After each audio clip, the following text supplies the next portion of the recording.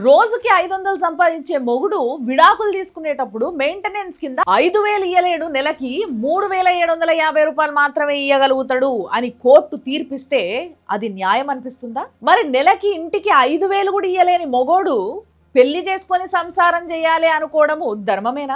యూపీలో పెళ్ళైన ఒక జంట కొన్ని రోజులకే విభేదాలు వచ్చి విడిపోయినరు. వీళ్ళు విడాకులకని జిల్లా కోర్టుకి పోతే నెలకి 5,000 మెయింటెనెన్స్ భార్యకి ఇవ్వాలి అని చెప్పి అక్కడ తీర్పు వచ్చింది. భర్త హైకోర్టుకి పోయి, సార్ నేను రోజుకి సంపాదించేదే 400-500, ఒక అడ్వకేట్ కింద చిన్నగా పని చేసుకుంటున్నా నేను, కాబట్టి నాకు అంతకు మించి రావు అని చెప్పేసరికి అటు నుంచి భార్య మాత్రం ఆయనకి 2 ఇల్లులు ఉన్నాయి, 8 బిగాల జాగున్నది, 50,000 రెంట్ వస్తుంది అని భార్య చెప్పింది. కానీ దానికి ప్రూఫ్స్ లేకపోయేసరికి, ఎటువంటి పేపర్ వర్క్ లేకపోయేసరికి కోర్టు ఇచ్చిన తీర్పు ఏందో తెలుసా? సరే నీది కాదు, నెలకి 3,750 రూపాయలు మెయింటెనెన్స్ నీ భార్యకి నువ్వు ఇయ్యాలే అనే తీర్పిచ్చింది. ఇప్పుడు చెప్పుర్రి, ఇది న్యాయం అనిపిస్తుందా?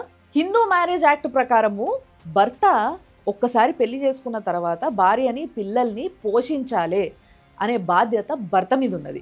అదే ఒకవేళ భార్య సంపాదిస్తున్నట్టయితే భార్య తీసుకొచ్చి పోషించాలని మాత్రం చట్టంలో లేదు. ఒకవేళ సంపాదించి ఆమె తీసుకొచ్చి మనస్ఫూర్తిగా పెట్టగలిగితే అది వేరే విషయం.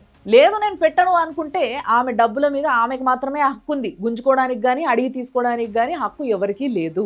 ऐसा ही एक केस पहुंचा कोर्ट में और कोर्ट ने साफ साफ शब्दों में ये कहा कि उसकी सैलरी पर सिर्फ उसका हक है. కానీ ఒకవేళ భర్త పరిస్థితి బాలేకపోతే, అంటే భర్తకి కాల్లో చేతిలో ఇరిగో లేకపోతే ఆరోగ్యం బాలేక మంచం మీద నుంచి లెగలేని పరిస్థితుల భర్త ఉన్నట్టయితే, ఇదంతా పెళ్లి తర్వాతనే జరిగినట్టయితేనే భార్య ఇంటిని భర్తని అన్నిటినీ పోషించాలే అనే చట్టం మన దగ్గర ఉంది. మన కల్చర్ ఏం చెప్తుందంటే, ఒక మొగోడు పెళ్లి చేసుకొని ఆడపిల్ల ఇంటి పేరుని తన ఇంటి పేరుకి మారిచి ఇంటికి తీసుకొచ్చిన తర్వాత ఆ ఇంటి బాధ్యతలు మొత్తం కూడా ఆ భార్య చూసుకుంటుంది కాబట్టి ఆ ఇంటిని పోషించే బాధ్యత భర్త తీసుకుంటాడు. అలాంటప్పుడు పిల్లల్ని ఇంటిని చూసుకుంటున్న బాధ్యతతో పాటు ఆమె మీద నుంచి ఇంకేదైనా సంపాదిస్తే అది తనదైతుంది తప్పితే అందరిది అవ్వదు అనేది కాన్సెప్ట్ అన్న.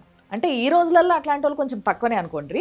మొత్తానికి మీకు అర్థమైంది కదా, భర్త సంపాదించిన దానిపైన ఇంటిల్లిపాదికి హక్కు ఉంటుంది.